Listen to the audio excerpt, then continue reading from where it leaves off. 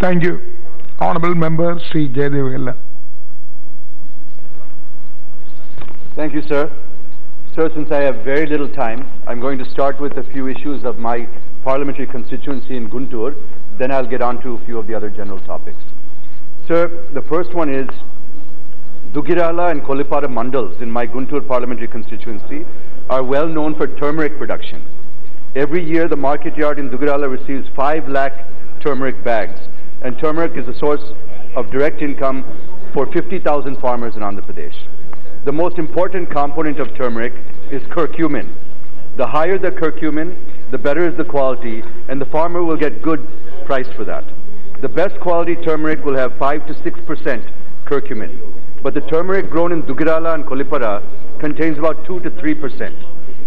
So setting up of a turmeric research center in Dugirala will help to increase the curcumin levels to 5 to 6%. I've been requesting this for the last 5 years, and hence I request the Honorable Minister to please consider setting up a turmeric research center in Dugirala. Second, sir, I have also been urging, requesting and demanding for setting up of a chili board in Guntur, because Guntur is the leading producer of chili in the entire country. We produce about 25% of the global output of chili just in Guntur district alone, sir. It's the largest chili yard in the entire world. To address various issues, there is a need to set up a chili board in Guntur, and I request the Honorable Minister to please take the necessary steps to implement this. Thirdly, due to drought conditions in the country, the Kharif crops have not been planted so far. So I request the Honorable Minister to identify the drought-affected districts in the country and to provide financial and other support to farmers without fail, sir. Sir, finally, regarding Guntur, the tobacco farmers of AP are facing serious problems as they are not getting the right price for their low-grade tobacco. They are getting just 65 to 70 rupees per kg, which is a loss to them. So I request the Honorable Agriculture Minister to consider giving them at least 100 rupees per kg for their low-grade tobacco, so the sales of which have started in April of this year. Sir, now coming to a few other topics, and I won't take long. The first is regarding Narega. The Honorable Prime Minister may recall his first reply to the motion of thanks on the President's address in 2014, where he said that even after 70 years of independence, the UPA government, through Narega, had made the people of this country to dig ditches for their livelihood. Sir, the situation has not changed even after 5 years of NDA's rule. Instead, this government gave Narega a flagship scheme status and is continuing to make the poor continue to dig the very same ditches for their livelihood without improving their living standards. The rural development has got the 4th highest allocation in this budget, but if you look at the hike, it's just about 4.7% of the revised estimate of the last year. The allocation has gone up from 1.12 lakh crores to 1.17 lakh crores, an increase of just 5,474 crores for 70% of the population living in the rural areas is highly unjustified, sir. Sir, if you look at allocations for all the flagship schemes, shockingly, most of them have come down. For example, the allocation of Narega has come down from 61,084 crores in 18-19 to 60,000 crores this year. Sir, I'm saying this because they have reduced nearly 1,100 crores this year. So I'm requesting the Honorable Minister to explain this. Secondly, my state of AP is suffering from drought in more than 300 mandals, and the state government requested for additional mandates under Narega for the drought-affected districts. I request the Honorable Minister to provide additional mandates to Andhra Pradesh. Thirdly, you have reduced allocation when expenditure is more.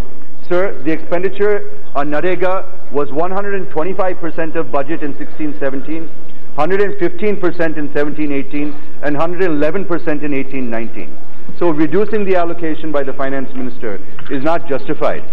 If you look at asset creation under Narega, it has also come down from 99% in 13-14 to 90% in 16-17, and reach an all-time low of 72% in 17-18. So I can only request the Honorable Minister to please address this problem before it goes out of hand. Sir, the next point is about farmer suicides in the country. Between 95 to 2013, you will be shocked to know that 2,95,500 farmers have committed suicide in India. I have separate figures released year-wise by NCRB. Sir, I'm just coming, sir. Just give me 2 minutes and I'll complete.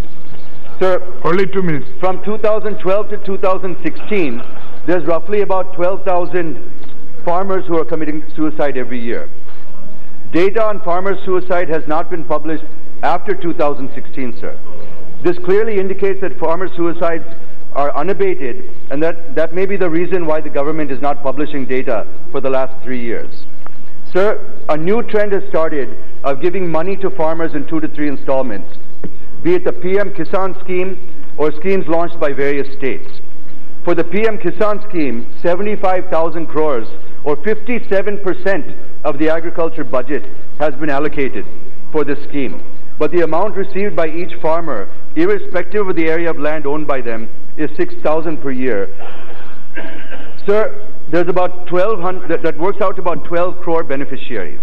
Are they all in distress, sir? All these 12 crore farmers, are they all in distress? What about tenant farmers, sir? They're the most affected, the most in distress, and they've been also left out. Sir, this is a massive populist scheme to buy goodwill and to buy the votes of farmers.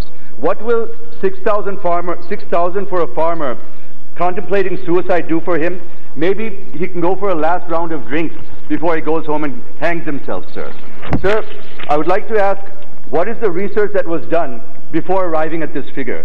What were the cost of the seeds and other input costs? Indeed, the PM Kisan scheme is now being positioned as a direct cash assistance scheme to improve rural consumption. Instead of focus on farmers' distress, the government is only worrying about rural consumption, sir. So, coming to R&D, other members have already spoken about it, but the need to go from 0.37% to at least 1% of the agriculture GDP should be considered, sir. Thank you, sir. More than half of the budget is being given as cash transfer to improve consumption. But the real issues of farmers are facing are being underserved in this budget, sir. Unviability of farmers is the real problem that needs to be solved. Instead of spending 57% on giving money away to farmers who are not affected, I'd like the Honorable Minister to focus on improving the viability of farmers and making them viable, sir. That's what they need, not 6,000 rupees a year. Thank you, sir. Thank you.